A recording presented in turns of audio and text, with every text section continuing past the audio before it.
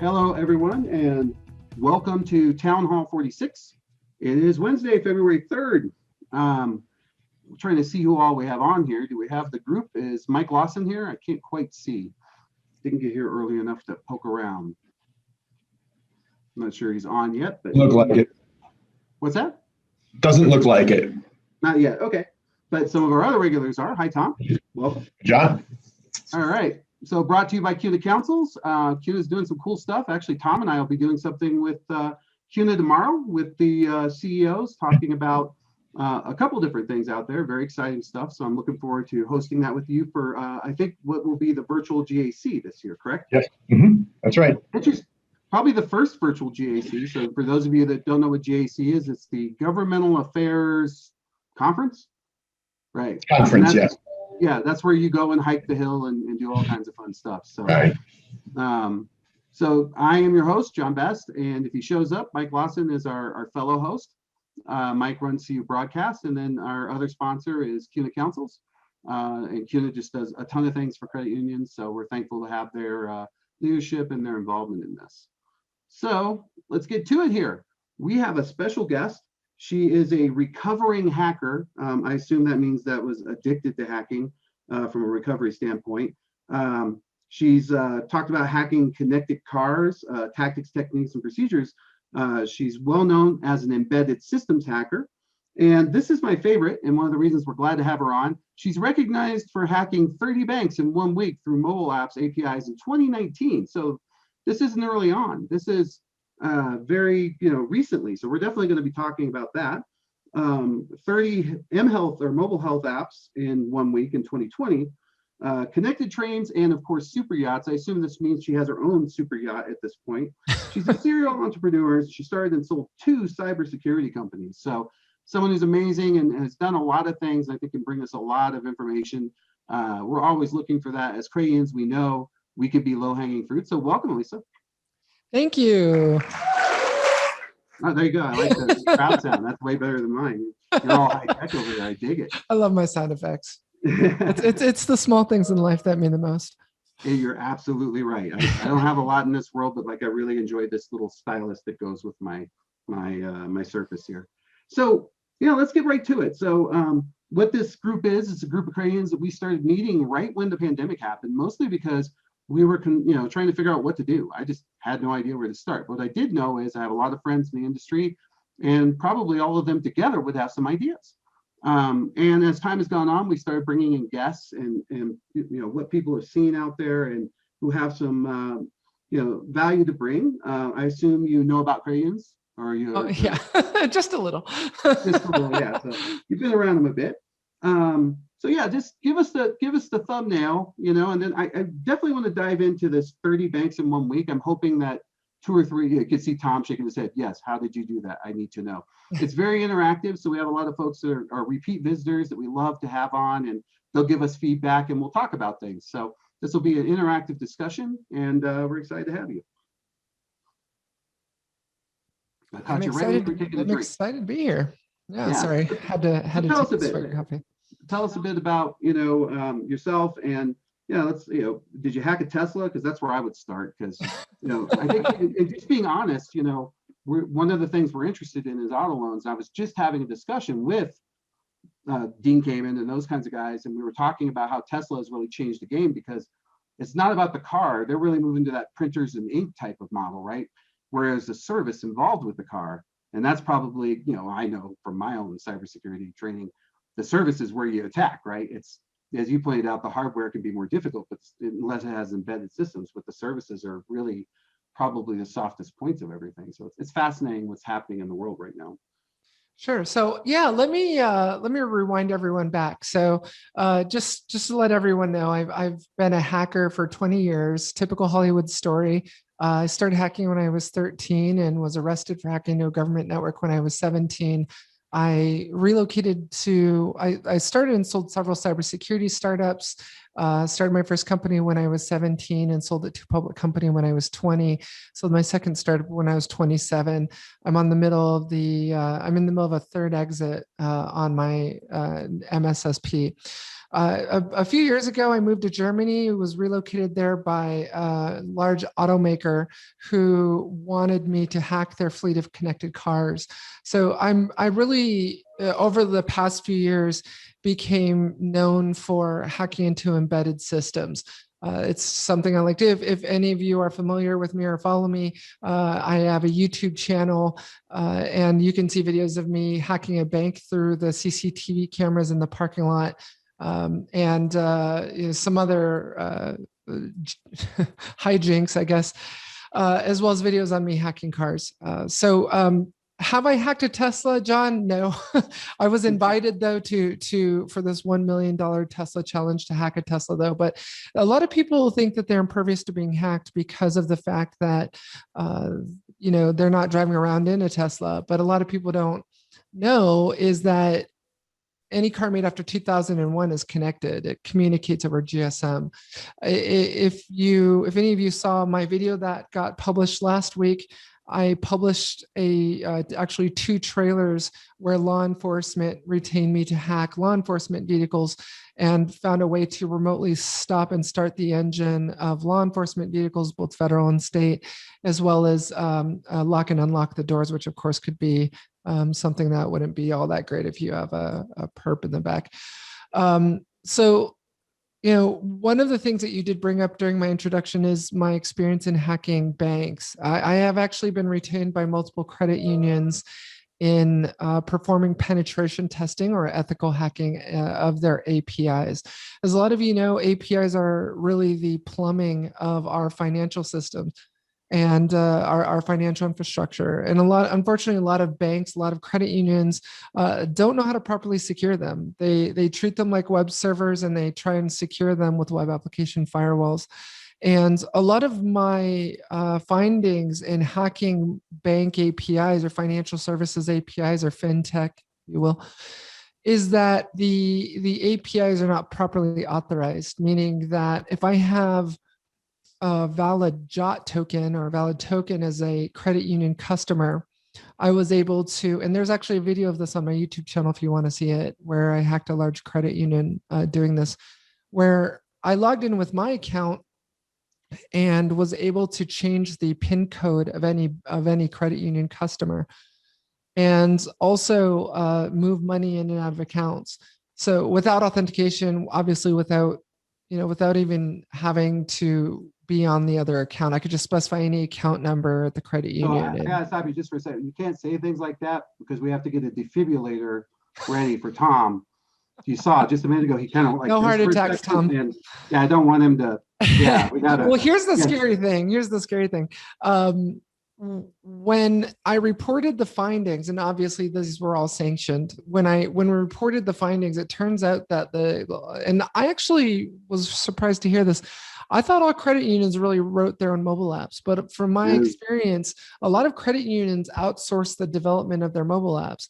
And when I met with the company that they outsourced to, it turns out that the vulnerabilities were systemic across every credit union, every bank that they wrote mobile apps for. So this one credit union where I thought the vulnerabilities were localized, it turns out affected over 100 credit unions. It was awful. And I think, therein lies the problem where, if you outsource the development of your mobile app, it's most likely you'll find that the vulnerabilities are systemic across all of the customers that they create apps for because they rinse and reuse code. So yeah, we have seen that actually in the mid 2000s, 2008, as we headed to 2010. Hacker rings identify problems with specific mobile apps. And as you might imagine, it's trivial to go into the store and just look for where the colors changed and the logo changed, but the menu item and the aesthetics are the same. And then you can surmise. And oftentimes they made it even worse where the publisher of the app, even though the credit union has the app, if you look at the publisher, it's actually the corporation or the company that's providing the software. But interestingly enough, by and large, it's very few credit unions actually in the system. And since when I started in credit unions in 1996, there were approximately 20,000 credit unions. Today, Tom, there's what, about 5,000-ish, somewhere in there. So we've About seen a 5,000. big, yeah, about 5,000-ish. And of them, I would say maybe 150 might have written their own mobile app.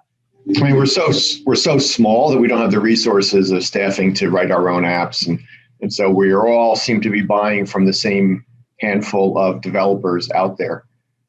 So yeah, if you find a vulnerability in one, it's probably pretty systemic across the network. Yeah. But yeah, you definitely scared Jonathan. He had to leave. Clearly, he had to go change his shorts, I think, when you said that you got in, changed pins, as well as transferred money. I mean, now when you say for our team, when you say JWT token, you mean JWT, which is a JavaScript web token that's commonly used by mobile apps to log into a backend. Correct. It's developers. It's one of many options you can use to try and authenticate sessions. Basically, once you specify username and password, you're issued a token, as you mentioned, a JWT token. And that JWT token, its payload can contain numerous things. But yeah, I've seen implementations for some credit unions where there were no tokens. They were just using cookies. There's just a failure to authenticate and authorize. And that's another issue is my findings that a lot of developers don't understand the distinction between authentication and authorization. Authenticating who you are, what you know, what you have, versus whether or not you're authorized to actually see it. And when you're issuing a mobile app account or a login to customers, to anyone with a bank account, you need to be very careful of what are called broken object level authorization vulnerabilities, or BOLA. They used to be called indirect object reference, insecure direct object reference, but they're now called BOLA vulnerabilities. But basically what it is to give you my modus operandi for how I do this, how I hack banks and credit unions, is I'll take your mobile app, and a lot of credit unions don't implement what's called certificate pinning. And I'll actually insert myself in the communication between your mobile app and the back end. And a lot of credit unions will think, oh, we've made sure to check for jailbroken or rooted devices, so we're secure. And a lot of people don't understand, hackers don't really need to run your app on a jail-rooted phone or a back.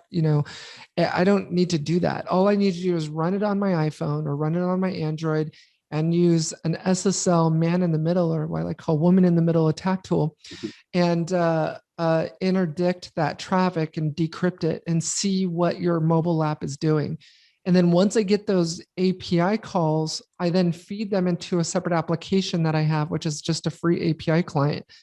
And a lot of times credit unions will put the member ID in the URL or the URI, or my user ID, whatever. Usually it's a string of numbers and it corresponds to the member ID.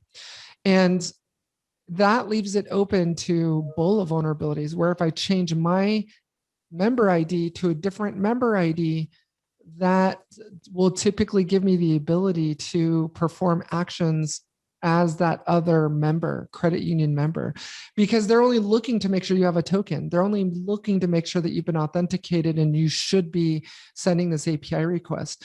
So I think there's a lot of, it's almost like we've gone back 20 years, because a lot of, back 20 years ago, we were hard coding usernames and passwords and source code. I'm still finding that in fintech and financial services mobile apps. Developers hard coding keys, hard coding API tokens, hard coding credentials into their mobile apps.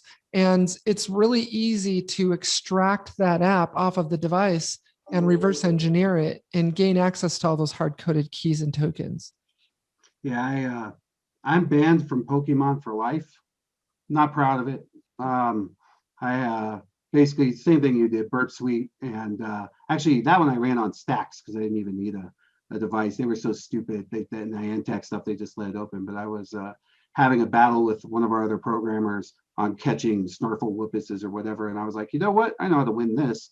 I'm just going to let it go roam around for me and grab them. because their API was wide open. So they did, there was a big kerfuffle about it. They found it, and I can't play Pokemon anymore. I'm sorry. Yeah, I'm really disappointed in it.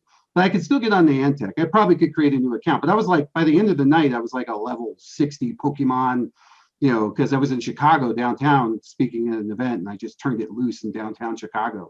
And there was but they figured out where I made my mistake was, and I was actually doing a good job. I was going low and slow, but I screwed up, and some of the code that I borrowed to do it was also jumping to Japan to catch like rare ones. And somehow I can't be Japan and Chicago at the same time, apparently. So they caught me and a lot of other people because I just didn't look at the code that hard.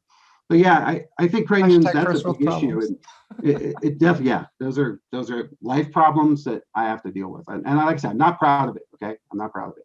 But I think you're exactly right. And this is like what you're talking about is what keeps people like Tom and Jonathan. And, so just for a couple of our folks here, you may see Tom. Tom's the CEO of a credit union that's completely digital called Aspire.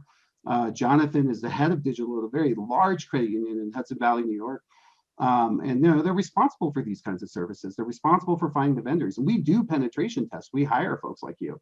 And yet, I remember, when I was at my former job, we actually hired 2 different people because the idea that one person can compete with the 10,000 people who are online trying to find their way, like you might find that vulnerability, but the reality is there's a lot of other people trying to break in too that could find a lot of other different ways. And it's almost like the cards are stacked against you to some extent. I mean, you got to follow like rules. Like, for example, you're exactly right. The difference between authority versus authentication is something that has been difficult because, to your point, there are legacy systems that we all have to deal with. For example, what we call cores, which is that what you broke into that allowed you to change the money around.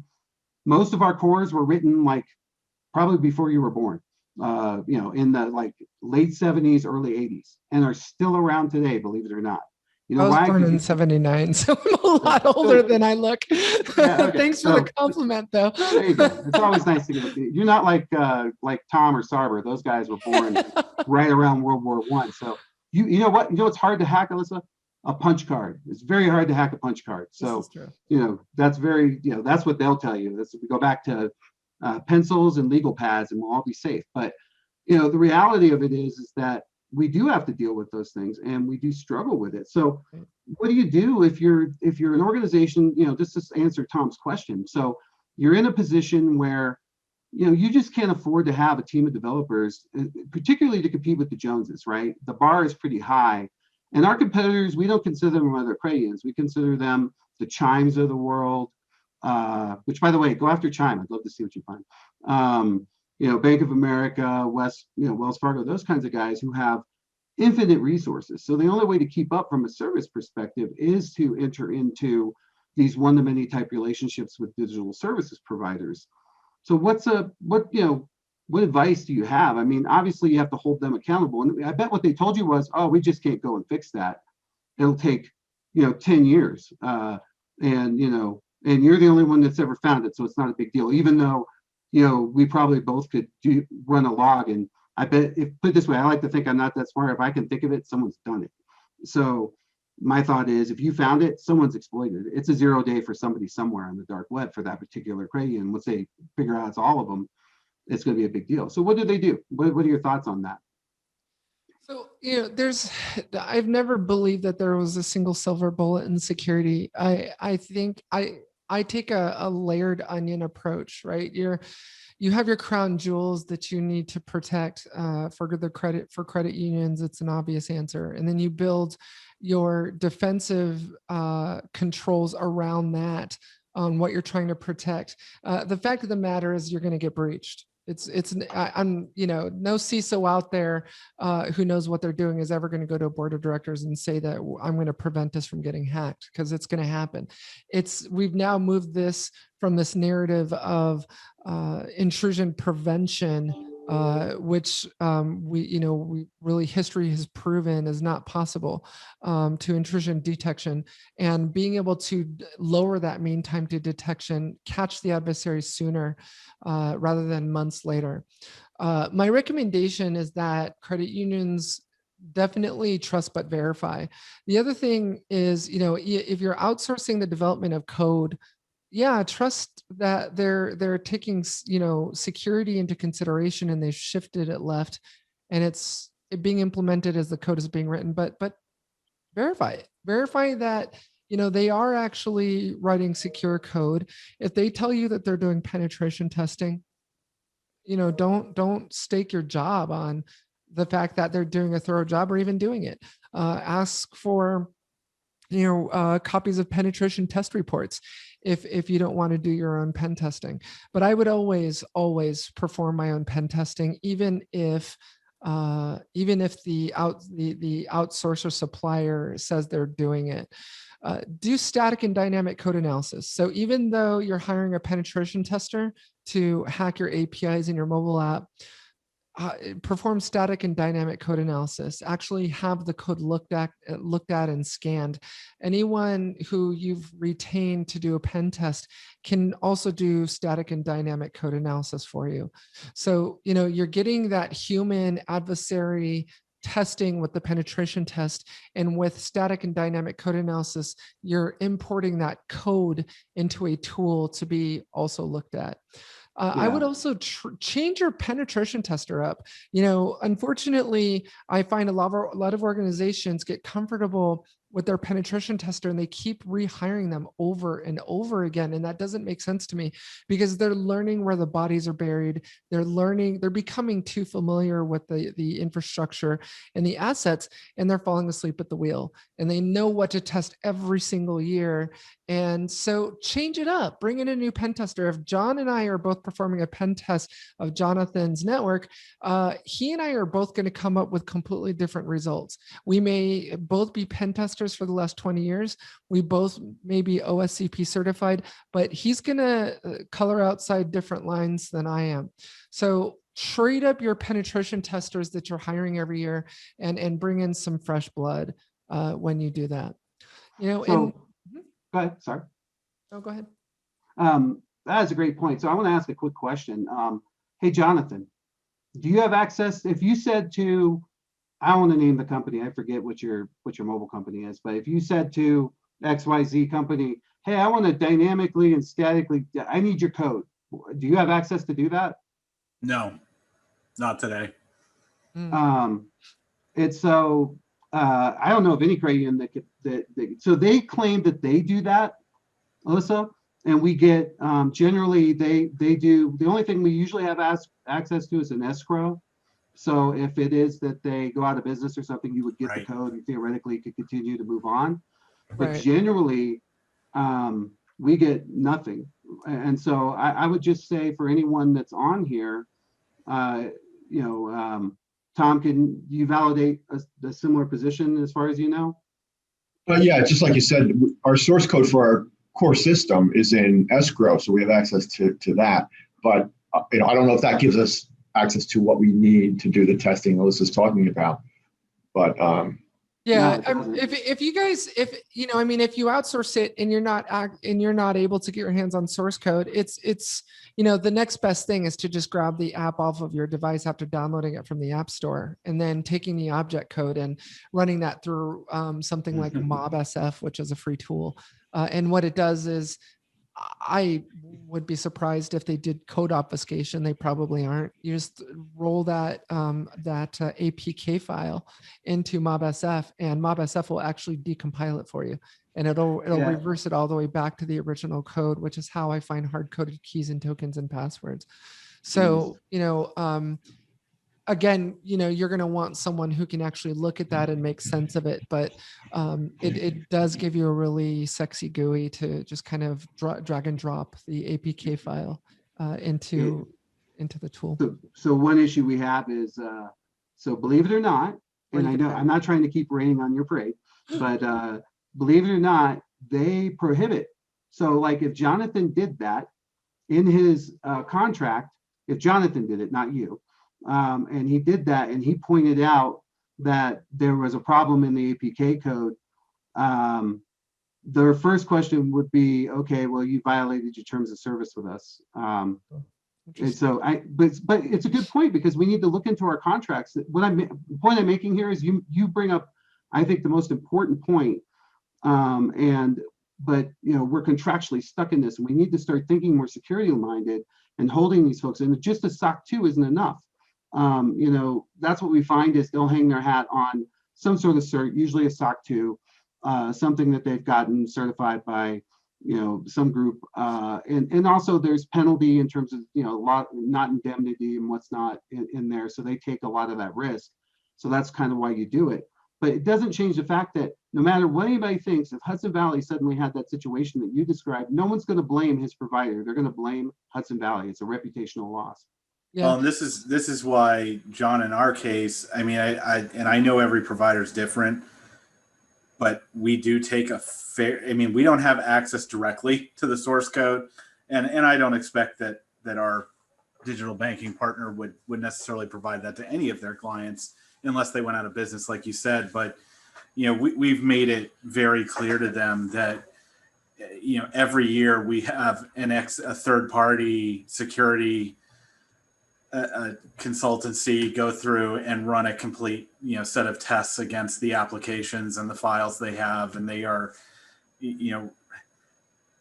every year we submit a list of things that say, hey, you need to address these based on our independent audits of your applications and your web platform based on what we were able to find. I will say I think that for us, we might be in a smaller subset of credit unions, especially, and probably larger credit unions that sort of force this upon our vendors. I don't know if some smaller credit unions have the same degree of clout with basically being able to say, we're going to do this whether you like it or not. But I know for us, that has been the approach we take, because honestly, we're never going to trust somebody 100% to have done everything right the first time or found everything the first time.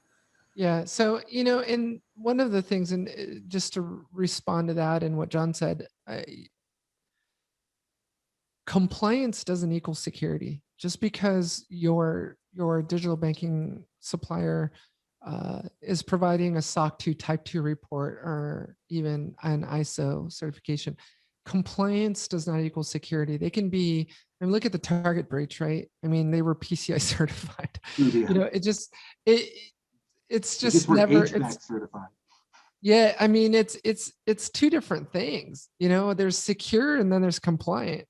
And so my recommendation is, much to Jonathan's point, is yeah, we understand that you're doing this and we understand you're writing secure code, but at the end of the day, if we get breached, it's not their logo that's going to be on the news. It's your credit union's logo, and it's your job, right? So, I don't know. I mean, and humans are writing the code, and we like I said, we are the weakest link in security, and until computers can write their own code, there's going to be problems in that code. There's going to be vulnerabilities, and it's the only way to really find those is through ongoing continuous testing. So yeah, I definitely endorse you guys continuing to do that. So I want to shift gears, because the thing you said earlier, like I said, it almost knocked Tom out of his chair. How did you get into the bank or the credit union or whatever financial institution it was from the CCTV? Is it a target hack? Yeah. So I'm a influencer, cybersecurity influencer and content creator, YouTuber. And so one of my clients, I'm sure you guys have heard of them, Sentinel One, is releasing an IoT security product, and they wanted a white paper on how their product works. And I'm a big believer in Simon Sinek's, people don't buy what you do, they buy why you do it. And so the kind of content I create is really a blending of hacking and content creation. So I take my experience as a hacker and I hack something or blow something up and show how their product would have prevented it, to prove the efficacy of the product, that the product actually says what the marketing material says it does. And so what I did was I told Sentinel One, hey, why don't we do this? If you're an IoT security product, I have this relationship with this bank. I know that they have CCTV cameras in their parking lot. what if I were to pull my car up into the parking lot and hack that bank through their cameras from my car? And that's exactly what I did. So what happened was the bank had all of its CCTV cameras and facilities equipment on the same network as the bank, as their banking systems. It was one big flat network. And this is 2020, right? Mhm. This was like last year. And even though we've been spanked so many times about flat networks and the importance of microsegmentation and isolation, we're still not doing it. And I think a lot of the times it's because these banks and credit unions have been around for a while, and the idea of really tearing the network apart and trying to implement microsegmentation on something that's been there for decades, or it's daunting to think about. And so unfortunately, a lot of facilities, networking equipment like HVAC, CCTV cameras, door locking mechanisms and systems are connected now. And they're all on the same network, and many times as critical banking systems or, servers. Excuse Oh, me, bless but you. it's trying to hold that sneeze back. You Sorry, only hold it so my long. If you COVID's hold it acting in up. too long, bad things happen. Sorry. Okay. So unfortunately, this is still common practice, and the CCTV cameras had implemented web, and I was obviously it was either web or WPA, but ended up cracking the key. And so there was a vulnerability on the CCTV camera that allowed me to do remote code execution. And so I gained a shell on the camera and just set up a netcat listener and pivoted right into the bank. And so, I mean, it's scary. I didn't even have to walk into the branch. I just sat in my car, and people You just didn't even thought I have was to climb the dangerous. pole, right? Didn't even have to climb the pole. So, That'd have been it's me. I wouldn't have thought to do the wife. I'd be up there. I'd be a little too obvious for them. I'd have scaled the pole like a bear looking for honey. They would have caught me. I wouldn't have gotten all the way up the pole, and that would have been bad. I would actually, they had to call the fire department to get me down. That's how that would have ended up. So that's why I don't do that. No, yeah, I, no, I, no I fire agree with protection. you. There's security practices, and then there's these band-aids. But for example, we know a lot of group folks that are implementing VLANs, but I've seen attackers like yourselves hop VLANs by just shifting VLAN tags. And we're getting technical. I don't want to get too technical, but people just like, so let's come back to that. So we're into this intrusion detection, not prevention. What tools, what software services afforded you? What do you see out there that's good product? You talk about efficacy. What Well, should yeah. a bank or credit union have in place, or the credit union have in place to protect them at the very least? Yeah. So, anything that's powered by signatures or patterns is definitely antiquated at this point. So whatever you do, don't deploy snort sensors. Um, you know, uh, I'm machine learning is a thing. It's a real thing now. I mean, Well, it's a thing on ML. both sides, right? It's a thing for Yeah. the attackers now, Yeah. They're learning and adversarial ML. the Yeah. yeah, You the know, newest Brazilian Trojans are actually using machine learning as part of the design, right? mhm. The banking Trojans that are on the mobile platform. Yep. So their adversaries are learning ML and supervised and unsupervised learning models and how to retrain them. Garbage in equals to garbage out. But I mean, I'm a big believer in NDR powered by ML, like network detection response systems. Um, like the dark traces of the world and what have you, versus what I call legacy intrusion detection systems. So would you Def- say dark traces? yeah, dark trace is a great solution. There's also another solution out there called Vectra, which is another great alternative. And also endpoint detection response. I'm still seeing banks and CUs running legacy antivirus, running Symantec, running McAfee, and it really needs. I just, I mean, I've hacked so many networks and disabled Symantec and disabled McAfee that I don't even know why companies run it anymore. There's a reason why Symantec got bought. Yeah. So, they knew that the window had closed on them. So my recommendation is look at a real EDR tool like endpoint detection response systems, like Tanium is a great solution because it combines EDR with patch management. So, these are all great products. Definitely look at security like layers of an onion.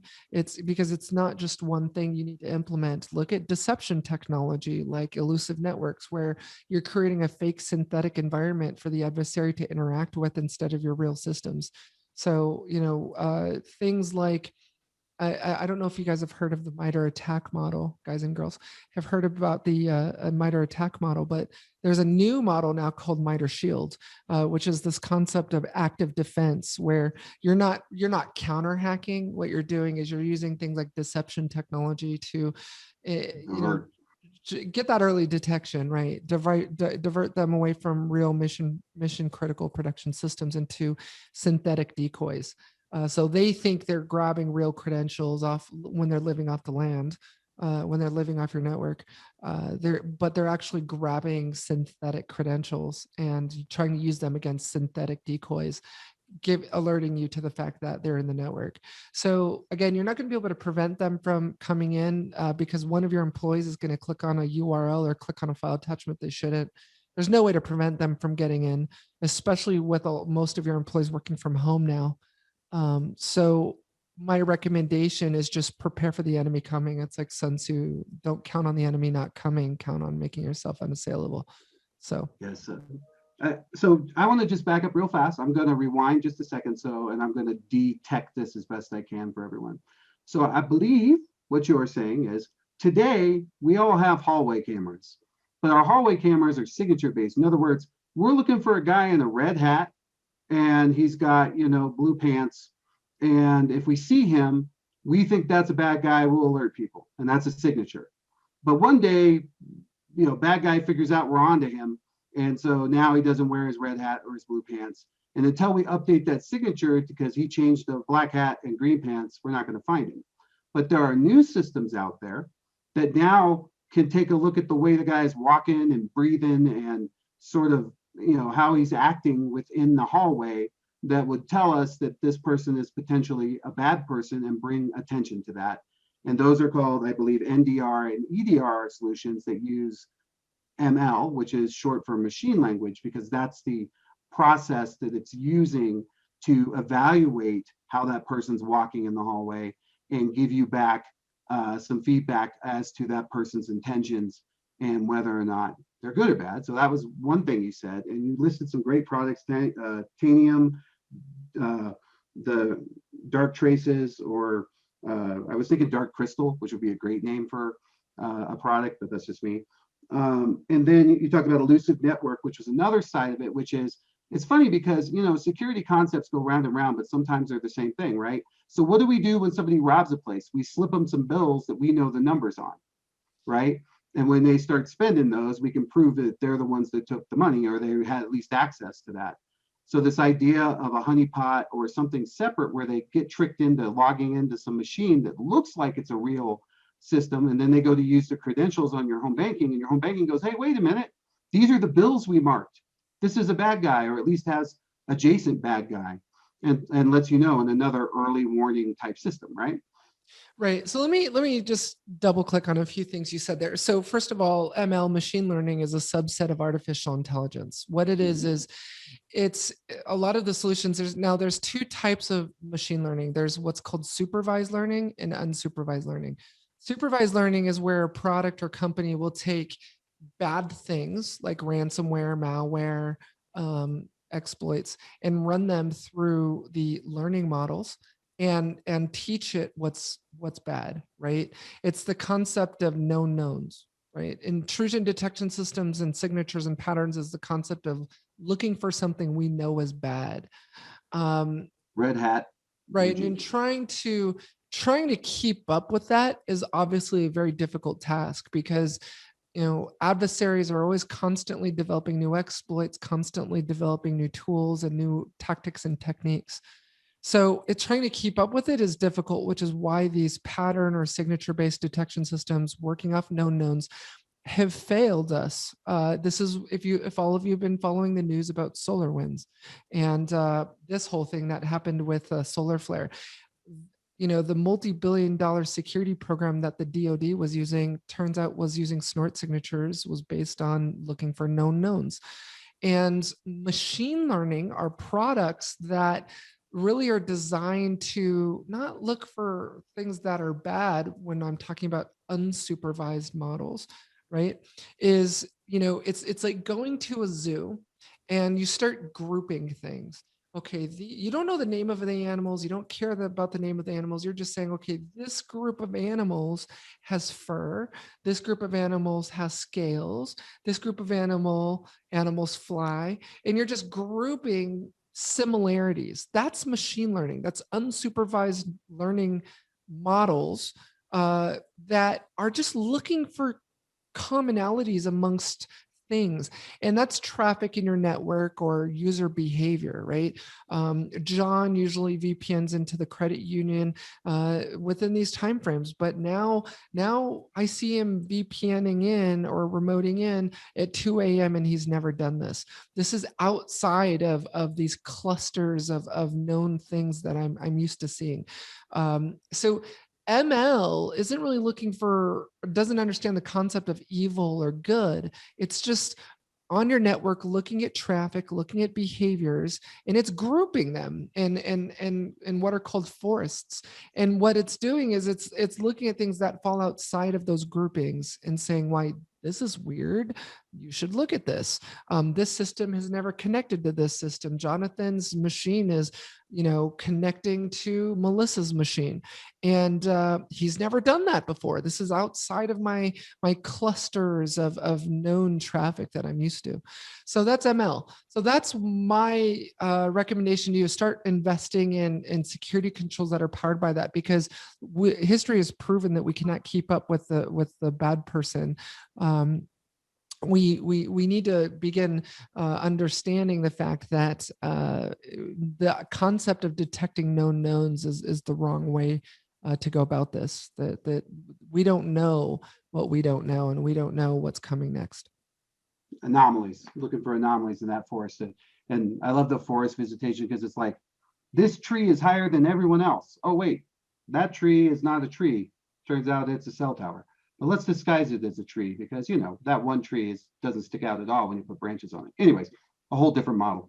But you said something else that was terrifying, and I watched Tom Twitch, which I enjoy. So you just said, oh, and for work from home, yeah, that just makes it 10 times worse, which is our exact fear. So talk to me about that. Tell me how you think the work from home model, whether it advances or continues, and I'm sure you have some thoughts on that. To me, it's like somebody's home Wi-Fi is much easier than a corporate Wi-Fi, but talk to me a bit about that, what you're thinking. Yeah. So, for me, physical security and, around, having a weak Wi-Fi password is only relegated to an adversary that knows where you live or is doing drive-bys around your neighborhood. So I don't really care as much about that. Yeah, it's a concern, but what I care more about is the fact that the home user, all of your staff working at the credit union, they don't have a cybersecurity budget at home. They don't have, they don't know to go into Best Buy and ask for a wireless firewall or, a wireless intrusion detection system. I don't think you can even buy one from Best Buy. So, because they don't have that budget, that or even understanding or know-how to implement security controls on their home network, their children, their spouse, partner is gaming on that network and downloading questionable programs that might be backdoored. That a lot of the incident response investigations that I've been handling in forensics I've been doing is on compromised home machines, because there was malware on the network and the credit union allowed split tunneling, meaning that you could VPN into the credit union, but you have your own dedicated connection to the internet that doesn't go through the security defenses. And because of that, you've got a one-way ride, free ticket into the credit union's network.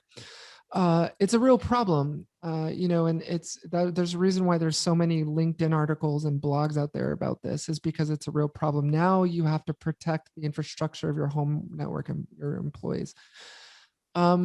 The most common attack vector right now with the work at home economy is really, hey, me approaching you on LinkedIn, and I'm dealing with an investigation right now of a breach where the person was approached by someone who created a LinkedIn profile to make it look like they were a recruiter and sent a weaponized PDF file to them for a job description, wanting to, and this individual wasn't happy at the credit union and they wanted to move to a new one, and were enticed by a job opportunity. And this recruiter was, of course, not a recruiter. They were a state-sponsored adversary, and sent them a weaponized PDF. They opened it, backdoored the machine, and this individual just so happened to have domain admin access on the Active Directory forest for the network.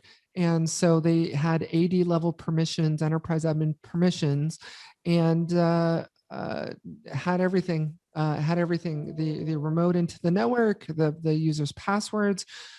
So, there's a new cybersecurity playbook or cybersecurity program that needs to be defined by all of you in this new work at home economy, and knowing that you need to build a zero trust frame of mind. You cannot trust your users just because they work for the bank. You cannot trust their network.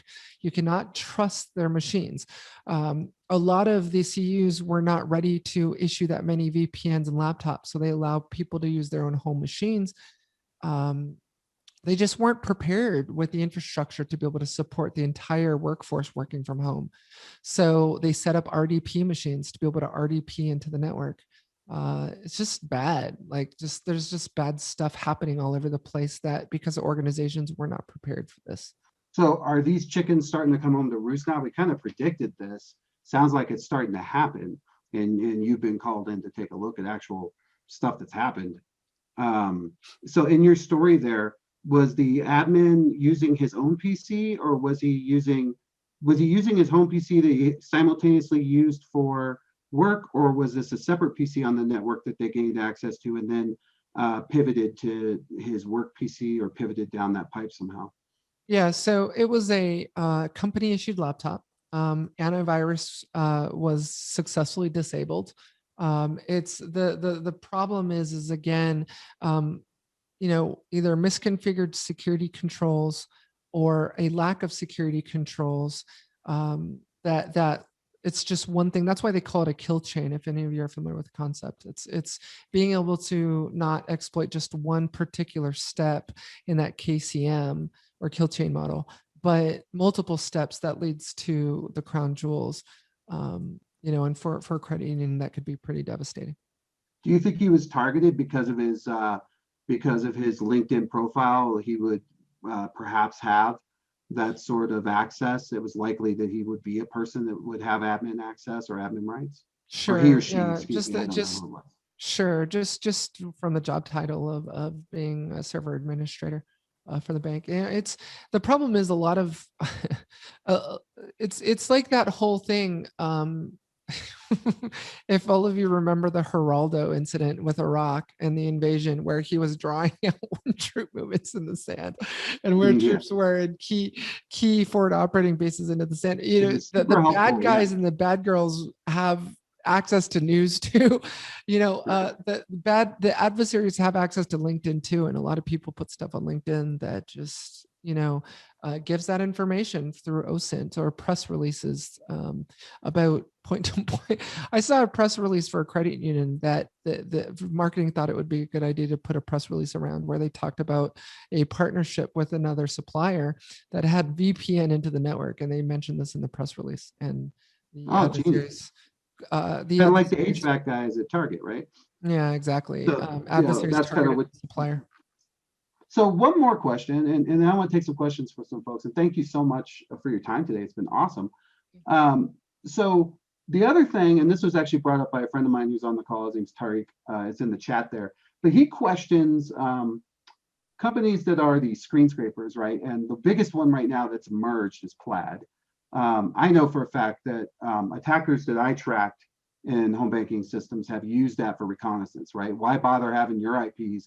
Because a lot of these guys have actually disabled MFA for those particular IP addresses. But what are your thoughts on these third-party solutions that that where customers go, ooh, for I get to aggregate all my data. I want to see my Wells Fargo and my Charles Schwab, and I'll give them all my usernames and passwords. And are you, I've always believed that that will grow into a bigger attack vector. And I guess Tarek's interested as well. Have you seen anything like that, or have any thoughts around it? Yeah, so I don't know if you guys saw this, but I did an investigative report with a gentleman named Brian Krebs. If any of you are familiar with Oh, I know. Paragon I actually Security. know Brian. He's amazing. And weighed in on a investigation that he was doing around account aggregators like Mint and YNAB and Plaid and stuff like that. It is a problem. Unfortunately, when and we need to point the pink elephant out in the room. The fact of the matter is that we're in an API first world now, and yes, UK has, I think it's all of Europe now. I don't know. Has open banking, which requires APIs, but the United States has moved in that direction as well. I mean, it's all about information sharing and information gathering and information consolidation. I mean, that's why Facebook really is on the chopping block right now, is because of data. It's worth more than oil. And how do you aggregate data? You do it through APIs. And how do you get different companies to talk together? You do it through a common format like JSON through APIs. And it's creating a huge attack vector. A lot of people, if you look at that video on me hacking law enforcement vehicles recently, I was hacking those LE vehicles through APIs. When I'm targeting banks or fintech companies, I'm doing it through APIs. And so, we need to better understand API security because we just don't get it right now. We just don't get it. And, I started this vulnerability research, I think back in 2019. It's gone back several years and I'm still seeing the same stuff. I'm not seeing an improvement. So yeah, as far as account aggregators is concerned, I mean, if you think about it again, they rely on APIs, and adversaries are using these account aggregators like Mint to get around MFA. They're using it to add compromised accounts into a single. So why sell 500 individual compromised accounts when I can aggregate them onto Mint and then sell the one single Mint account, right? No, I never even thought of that, because I know they use it to determine which accounts have value, right? Right. Because they can go and who cares about the account that you hacked that has $10 in it? You're looking for an old person who won't notice it missing anytime soon, which Craigians are full of, unfortunately. And you're looking for an attack vector like ACH or whatnot. No, that's we see the same thing, and I've always advocated that. Yeah, they sure they can come in, but they should actually be paying for that data, and there should be some sort of authentication mechanism. If you've done your research on me, I'm an advocate for self-sovereign identity, which is reversing that model. Something I talked to Krebs about actually when we worked through. I was part of the ATM thing in Mexico, which was psycho. That was fun. I sat down next to an ATM and I noticed I was waiting for my family to come down. I'm like, what's this Bluetooth thing? And of course, I cranked up the Bluetooth. The closer I got to the ATM, the stronger the signal was. These dudes were skimming and not even having to touch it anymore. It was pretty awesome. They had thousands of them. He unlocked that whole thing. It was pretty impressive. But I think we're going to continue. Your point about we're going to keep building walls and they're going to keep bringing taller ladders is right on. And so it's not a matter of if, it's now a matter of when, and what will you do when it happens, and preparing for that and having that in hand. I think the work from home is a big concern because, we're trying to decide whether to keep it. It was put in very hastily, as you pointed out, and a lot of times because of a lack of equipment, we allow people to use their own home PCs. I love your point about, the kid who's running Twitch and downloading whatever he wants, and this cheat code will make me better at Fortnite. Yeah, but it also leaves 2 back doors on your system. And yeah, the AV was slowing down your FPS to shoot people, or hit them with the speak and spell tied to the stick in your pajamas. And so you got to be able to do that. So they reverse that up and don't use it, to your point. Not only that, but most kids aren't even worrying about that sort of thing. They're not spending any time on professional endpoint protection, particularly in the space there. The last thing I was going to talk about a little bit is we've been doing a lot of research and work on encryption. Lately, I've been doing a ton of research on encryption as I look at APIs. My theory is that encryption becomes something that is a credit union secret sauce. It's eventually organizations will have encryption officers, and that encryption should be something that's part and parcel to that organization. And they're understanding what's encrypted, what's not. If I ask most of the guys on this call, hey, tell me what level of encryption you're using for your Fed machine or something like that, they'd have to go find a doc or even go look on the system. I believe one of the ways to protect the future of APIs is, as you pointed out, to go away from PIN certificates, those sorts of things, to get into, elliptical curve type signature models. What should credit be thinking about as far has encryption, have you seen encryption solving that problem? Are you seeing the bigger boys who have more money than us adopting more encryption like schemes in their APIs? And, how does that future bear out? Okay, so I get the debate that, I know it's a religious debate, but I get the debate that, computers are a hell of a lot faster than they were 20 years ago, and the hardware is a lot cheaper now, and it's a lot easier, especially with supercomputers becoming more of a price effective reality, that we're going to be able to start breaking encryption. And it's not those people with the supercomputer that I'm worried about that are able to decrypt triple DES or AES 256 or anything like that. It's the lack of application of encryption. And if you think about it, encryption has been around a long time. I really don't think that, we need to come up with something like 65,000 bit encrypt. I don't think the problem is, if you look at the breaches of the data leaks and everything that's been happening, it's incredibly sensitive data that wasn't being encrypted in the first place. It's not, these are all tools, right? These are all tools. They've been around forever. We all know what encryption is. The problem is that people aren't applying it. There's data at rest encryption that's been around for eons, and we're still leaving incredibly sensitive credit union data unencrypted at rest. So I think the solution is #more please. I don't think it's artificial intelligence and that kind of helps, but it's not, the answer isn't AI and more encryption and stronger encryption ciphers. It's using what we already have out there, and not relying on a single silver bullet to fix the problem, because the solution is going to come in multiple layers, and you need to prepare yourself for the fact that one of those layers is going to fail, or was misconfigured, or doesn't have the visibility that you thought it had, or you had 1,000 APIs in your asset inventory, but you didn't realize there were 2,000 APIs. Shadow IT, shadow API problem. So I think the answer is multiple things, and I think it's just doing a better job of what we have available to us today. I also think that a huge problem is a lack of multi-factor authentication. Where's the MFA? Where's the MFA? We've got Okta. We've got all these great multi-factor authentication solutions out there, and we're not using them. And I do have a hard stop in about 2 minutes, but Yeah, I was gonna. it's but I think we need to do more of what we already have access to. Yeah, I think what you're saying is even any level of encryption prevents you from being low-hanging fruit.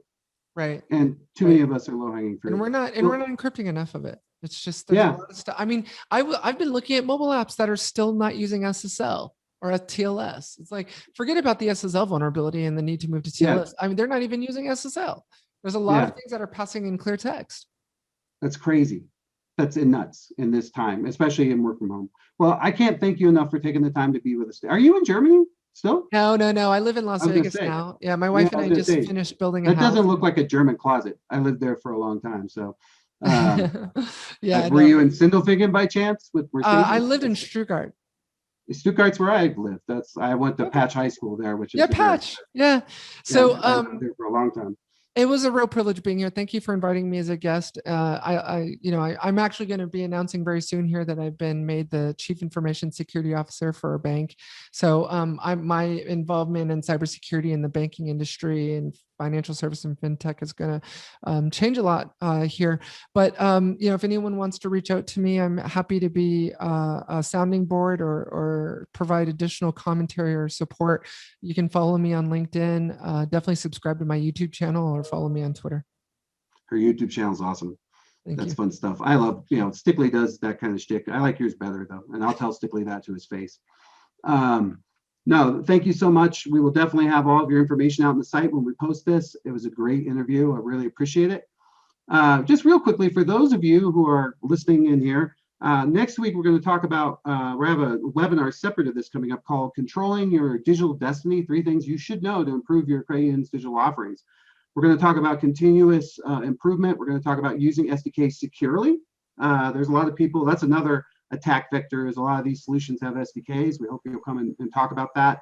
And finally, talking about how to add new channels rather than trying to update older channels, but how to do that securely.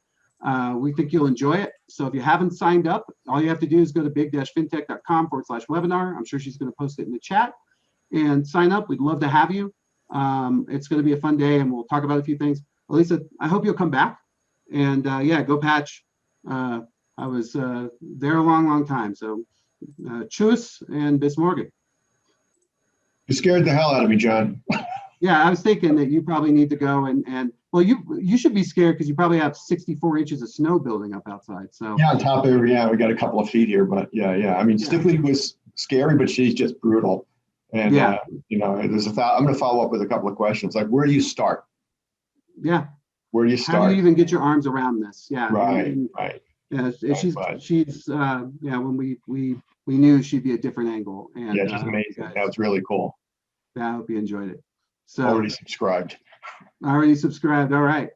All right, guys. Thanks everyone. Thank you. Have a great day. I hope this was helpful.